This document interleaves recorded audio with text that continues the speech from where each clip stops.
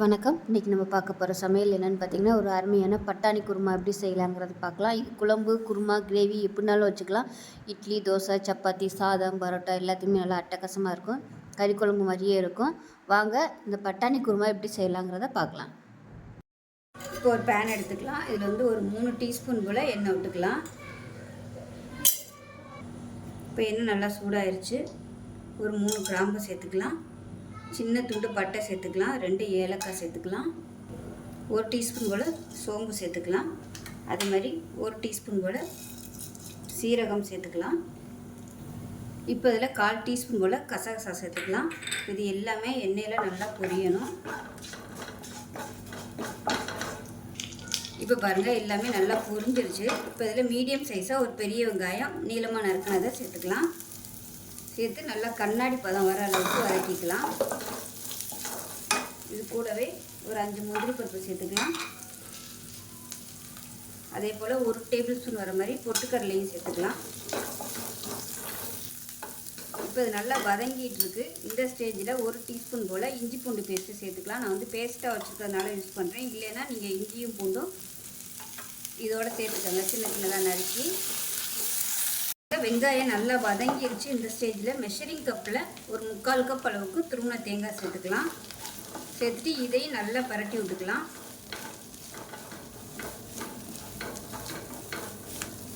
இப்போ வந்து கேஸ் அமர்த்திடலாம். அமர்த்திட்டு அந்த சூட்லேயே நல்லா வதக்கி விட்டுக்கலாம். இப்போ அது நல்லா ஆறுனதும் மிக்ஸி ஜாரில் சேர்த்துட்டு நல்லா நைஸாக அரைச்சிக்கணும். அரைச்சிட்டு பார்க்கலாம். ஒரு பேன் எடுத்துக்கலாம். இதில் தேவையான அளவுக்கு எண்ணெய் விட்டுக்கலாம். இப்போ எண்ணெய் நல்லா சூடாயிருச்சு. ஒரு பிரியாணி இலை சேர்த்துக்கலாம். அது கூடவே சோம்பு, கல்பாசி இது 2 சேர்த்துக்கலாம்.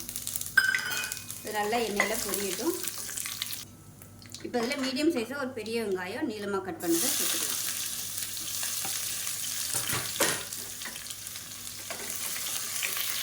இப்போ பாருங்கள் வெங்காயம் ஓரளவுக்கு நல்லா வதங்கிடுச்சு. இதில் ஒரு 2 டேபிள் ஸ்பூன் அளவுக்கு குழம்பு மிளகாத்தூள் சேர்த்துக்கலாம். சேர்த்துட்டு நல்லா ஒரு பரட்டி விட்டுக்கலாம் அந்த எண்ணெயிலேயே. இது கூடவே ஒரு 1/4 டேபிள் ஸ்பூன் அளவுக்கு கறி மசாலா தூள் சேர்த்துக்கலாம். கறி மசாலா இல்லை கரம் மசாலா எதுனாலும் சேர்த்துக்கோங்க. இப்போ இதில் நல்லா ஒரு மீடியம் சைஸாக 3 தக்காளி மிக்சியில் அடித்து வச்சுருக்கேன். அதை சேர்த்துக்கலாம். கிரேவி ஸ்மூத்தாக வேணுங்கிறதுக்காக நான் தக்காளி வந்து அடிச்சிருக்கேன். இதை வந்து நீங்கள் நறுக்கி போடுறதா இருந்தாலும் நீங்கள் நறுக்கி போட்டுக்கலாம், ஒன்றும் பிரச்சனை இல்லை. இப்போ இது வந்து நல்லா எண்ணெய் பிரிஞ்சு வரட்டும்.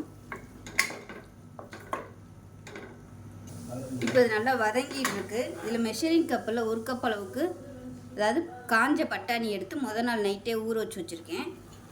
இப்போ வந்து இதை சேர்த்துக்கலாம்.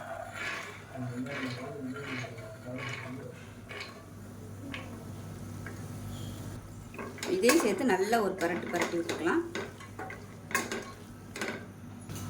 இப்போ தேவையான அளவுக்கு உப்பு சேர்த்துக்கலாம். இப்போ பாருங்கள் நல்லா வதக்கியாச்சு. இப்போ நம்ம அரைச்சி வச்சுருக்க இந்த தேங்காய் பேஸ்ட்டை சேர்த்துக்கலாம்.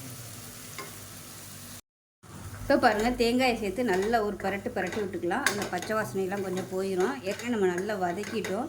இருந்தாலும் இதோட சேர்த்து கொஞ்சம் எண்ணெயில் வதக்கும்போது நல்ல சுவையாக இருக்கும். இப்போ மிக்சியை அலசிட்டு கொஞ்சமாக தண்ணி சேர்த்துக்கலாம். நான் வந்து சுடு தண்ணி தான் சேர்த்துருக்கேன். இப்போ தேவையான அளவுக்கு தண்ணியை சேர்த்துக்கலாம். நல்லா சூடு பண்ணிவிட்டு அந்த தண்ணியை சேர்த்துக்கோங்க. இது கொஞ்சம் கிரேவிங்கிறதுனால நல்லா கெட்டியாக தான் இருக்கும். உங்களோட தேவைக்கு தகுந்த மாதிரி நீங்கள் தண்ணி அட்ஜஸ்ட் பண்ணிக்கோங்க. இது வந்து சாதத்துக்கும் சாப்பிட்டுக்கலாம். இட்லி, தோசை, பூரி எல்லாத்துக்குமே தொட்டு சாப்பிட்லாம். சூப்பராக இருக்கும். நல்லா கலந்து விட்டுட்டு உப்பு பத்தலைன்னா உப்பு செக் பண்ணி பார்த்துக்கலாம். உப்பு போதும். மூடி வச்சிடலாம்.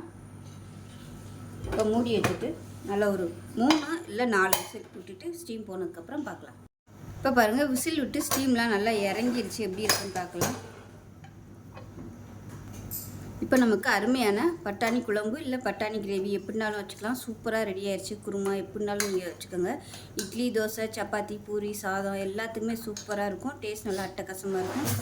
இதே மாதிரியே செஞ்சு பாருங்கள். செஞ்சு பார்த்துட்டு இப்படி வந்துச்சுங்கிறத சொல்லுங்கள். வீடியோ பிடிச்சிச்சின்னா லைக் பண்ணுங்கள், கமெண்ட் பண்ணுங்கள், சேனலை சப்ஸ்கிரைப் பண்ணுங்கள், பக்கத்தில் பெல் பட்டனை ப்ரெஸ் பண்ணுங்கள். நன்றி.